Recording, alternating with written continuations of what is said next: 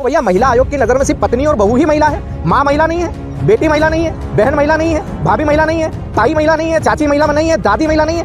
हम तो 7 संस्कारवान महिलाओं के पक्ष में आ रहे हैं। माँ से लेटर लिखवाता है कि मेरी बहू सताती है, तो मानते ही नहीं है कि ये महिला है। तो इस राष्ट्र में जहाँ मर्यादा पुरुषोत्तम राम वाल्मीकि रामायण में बोल करके गए कि जननी जन्मभूमिश्च स्वर्गाद अपि गरीयसी, माँ और मातृभूमि स्वर्ग से महान है, वहाँ माँ की कोई वैल्यू नहीं, माँ की कोई सुनवाई नहीं। न थाने के लिए कानून है इस देश में, पुरुष के लिए भी नहीं है, महिलाओं के लिए 18 हेल्पलाइन है, पुरुष के लिए भी नहीं है। किसने बोल दिया साहब? भाई साहब आप अभी गूगल में करो, एनसीआरबी का नाम सुना आपने? National crime record bureau. देख लो, अरे 5.5 गुना पुरुष परेशान है, आपको जानकारी नहीं है श्रीमान। आप कौन सा क्या हुआ?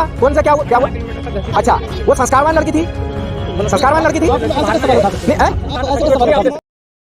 तक हमने महिला आयोग तो सुना था, लेकिन आप पुरुष आयोग की मांग कर रहे हैं। मैम, पुरुष आयोग की हम बात इसलिए कर रहे हैं क्योंकि आज के टाइम में क्या है कि एक फैशन चल गया है कि जो चरित्रहीन जो महिलाएं होती हैं, जो कुछ होती है, सभी के बारे में नहीं बोल रहा मैं, वो उन्होंने क्या है कि शादी को एक मतलब कि बिजनेस बना रखा है। कोई शादी के बाद पहले से डिसाइड करके आती है कि मुझे 15 दिन रुकना है, मुझे 1 महीना रुकना है, मुझे 1.5 महीना और 2 महीना। उसके बाद सारी ज्वेलरी और कैश समेट के फुर और झूठे केस लगाऊंगी और मैं एल्यूमिनी के नाम पे क्या है कि मुझे पैसे मिलेंगे। तो ऐसा नहीं लग रहा कि आप किसी मूवी की स्टोरी सुना रहे हैं? नहीं, मूवी की स्टोरी नहीं है, ये हकीकत है जी। आप भी अगर महिला थाने के अंदर आप जाके देखेंगे तो 100 में से जो 8 जो महिलाएं हैं, 100 में से जो 80% जो महिलाएं हैं, उनका क्या है कि मुकदमा दर्ज होता है, ठीक है। और पुलिस वाले क्या है कि खुश होकर मतलब कि क्या है कि मुकदमा बढ़ाते हैं। अभी हाल ही में हमारे जो वुमेन पुलिस स्टेशन है, पिंकी नाम की कोई ASI थी, आपको रियल स्टोरी बता रहा हूँ, आप न्यूज़ में भी देख लेना। तो उसने क्या है कि एक मुकदमा दर्ज किया एक लड़के के ऊपर, और लड़का और जो लड़के थे वो लिव इन में रह रहे थे, तो उनकी किसी बात बिगड़ गई होगी, काम चल रहा था जब तक ठीक है। उस लड़की ने क्या किया, केस लगा दिया उस लड़के के ऊपर। तो वो जो पिंकी थी, जो ASI थी, वो उस लड़के से क्या है कि 50,000 रुपये की डिमांड करने लगी, बोल कि 50,000 रुपये तो मुझे दे जा और क्या है कि मुकदमा खत्म कर दूंगी मैं। तो उस लड़के ने क्या किया, 20,000 रुपये वो दिया, तो 30,000 रुपये की वो डिमांड करने लग गई। तो उस लड़के ने विजिलेंस ब्यूरो है जो रोहतक के अंदर, वहाँ पे कंप्लेंट डाल दी उस जो ASI थी। जो समस्या है जो आप पुरुष महिला तो प्रताड़ित होती थी। हाँ जी।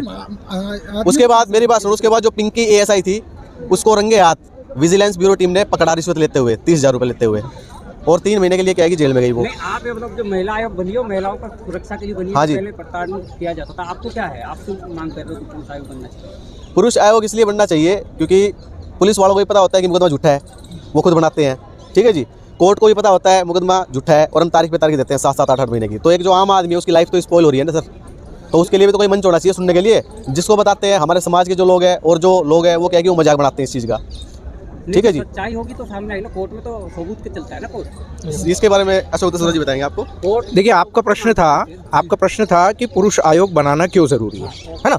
मैं आपको सविस्तार बताऊंगा, एक एक चीज़ लीगल बताऊंगा, है ना, लफाजी कुछ भी नहीं होती। मेरा नाम है अशोक दशोरा, मैं अध्यक्ष हूँ पौरुष इंदौर संस्था का।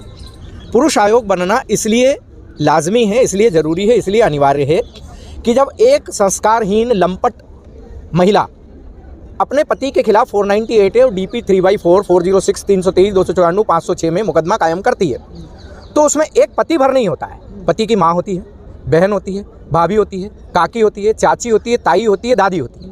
एक संस्कारहीन महिला 7 संस्कारवान महिला के खिलाफ झूठा मुकदमा दर्ज करा रही है, तो वो 7 संस्कारवान महिला कहाँ जाएगी?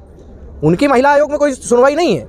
महिला आयोग, महिला थाने या सखी सेंटर या महिला काउंसलर के पास जब एक बेटा अपनी माँ को लेकर के पहुँचता है कि मेरी पत्नी मेरी माँ को मारती है, गाली देती है, बाल नोचती है, खाना नहीं देती है, और उसके बाद में उसको समय पे दवाई नहीं देती है, मेरी बूढ़ी माँ कहाँ जाए?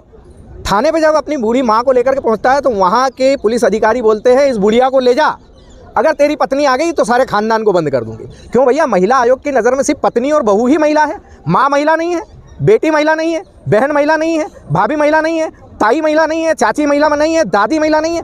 हम तो 7 संस्कारवान महिलाओं के पक्ष में आंदोलन कर रहे हैं कि यदि पुरुष आयोग बनेगा तो उस लड़के जिसके खिलाफ 498 है, डाउरी प्रोहिबिशन एक्ट 3/4, 406, 323, 294, 377, 376 के जो झूठे मुकदमे दर्ज हुए हैं, उनके साथ की 7 महिला यानी कि माँ, बहन, काकी, चाची, ताई, दादी, भाभी, इन सबके भी सुनवाई होगी। अभी तो एक संस्कारहीन महिला लगाती है, लंपट महिला लगाती है, और 7 महिलाएं जेल जा रही हैं। तो आप बताइए, उनकी तो कोई सुनवाई नहीं होती है महिला आयोग में। महिला आयोग का तो मैं तो बोलता हूँ नाम ही बदल देना चाहिए, उसको पत्नी आयोग बना देना चाहिए। क्योंकि जब बेटा अपनी माँ से लेटर लिखवाता है कि मेरी बहू सताती है, तो मानते ही नहीं है कि ये महिला है। तो तो इस राष्ट्र में जहां मर्यादा पुरुषोत्तम राम वाल्मीकि रामायण में बोल करके गए कि जननी जन्मभूमिश्च स्वर्गाद अपि गरीयसी, माँ और मातृभूमि स्वर्ग से महान है, वहाँ माँ की कोई वैल्यू नहीं, माँ की कोई सुनवाई नहीं, न थाने पे सुनवाई है। महिला आयोग जो है वो दुरुपयोग हो रहा है। महिला आयोग का 100% दुरुपयोग हो रहा है। महिला आयोग महिला मानती नहीं है। जब पुरुष आयोग बने वो दुरुपयोग नहीं होगा? अरे भाई, पुरुष आयोग बनेगा तो पुरुष आयोग इनकी सुनेगा तो सही। अभी तो यदि आप जैसे या इस जैसे किसी युवा के खिलाफ अगर कोई लंपट लड़की कायमी करवा दे तो ये सिर पटक पटक के मर जाएगा, इसकी कहीं सुनवाई नहीं होगी। क्या कहना चाह रहे हैं लंपट? क्या कहना चाह रहे हैं? लंपट का मतलब आपको नहीं मालूम है? नहीं मतलब देखिए, जो हमारे राष्ट्र में महिला स्वतंत्रता जो सशक्तिकरण नाम दे दिया गया है, उसके मायने ही बदल दिए गए। महिला स्वतंत्रता और सशक्त कौन थी? देवी अहिल्या थी, झांसी की रानी थी, दुर्गावती थी, पद्मावती थी। ये आधी रात तक शराब पी करके अपने बॉयफ्रेंड के साथ में अय्याशी करना, सिगरेट पीना, ये सब वाहियात काम करना, ये महिला स्वतंत्रता और सशक्तिकरण है। ऐसी ही महिलाओं को मैंने लंपट कहा है। ऐसी महिला जो गलत काम करते हो गलत है ना। हाँ, तो वो गलत काम करने वाली तो लगा रही, गलत काम करने वाली ही लगा रही है, संस्कारवान महिला नहीं लगा रही। मैं आपको बता रहा हूँ, महिलाओं के लिए 65 कानून है इस देश में, पुरुष के लिए एक भी नहीं है। महिलाओं के लिए 18 हेल्पलाइन है, पुरुष के लिए एक भी नहीं है। किसने बोल दिया साहब? भाई साहब, आप अभी गूगल में करो, NCRB का नाम सुना है आपने? National crime record bureau. उसमें देख लो महिला के, देख लो। अरे 5.5 गुना पुरुष परेशान है, आपको जानकारी नहीं है श्रीमान। आप महिला का उत्पीड़न कौन सा क्या हुआ? 12 किलोमीटर तक घसीट। अच्छा, वो संस्कारवान लड़की थी, संस्कारवान लड़की थी नहीं है? अच्छा, मतलब आप इस बात के लिए सहमत हैं कि मेरी बहन मेरी बेटी रात को दारू पी के 3 साढ़े 3 बजे तक घूमे? उसकी सहेली ने बोला पोस्टमार्टम रिपोर्ट प्राइमरी है मैडम, आपको कानून की जानकारी नहीं है। जब FSL रिपोर्ट आएगा बराबर आएगी, 100% आएगी। आपका कहने का मतलब ये है कि आपके कहने पे महिला चलेगी। महिलाएं रात में निकले लेकिन दारू पी करके अय्याशी ना करें। नहीं, आपका कहने पे खाएगी। एक बात बता, करो ना, फिर यही हश्र होगा, ये हश्र होगा, उसमें क्या दिक्कत है? संस्कारवान महिला के हम पक्ष में हैं, संस्कारहीन के पक्ष में नहीं। आपका आप सर्टिफिकेट दो, कौन संस्कार है कौन संस्कारी नहीं है? क्या चीज? सर्टिफिकेट थोड़ी बात हो। शराब पीने वाली महिला संस्कारवान है? तो आप सर्टिफिकेट अब आपको मैं बता देता हूँ, त्रेता युग में भगवान, सुनो भाई साहब, सुनो भाई साहब, आप अरे ये तो बाइट ले रहे हैं, कोई आंदोलन नहीं हो रहा है, खाली बस 2 मिनट। जब मर्यादा पुरुषोत्तम श्री राम के सामने लक्ष्मण शूर्पणखा की नाक काट देते हैं,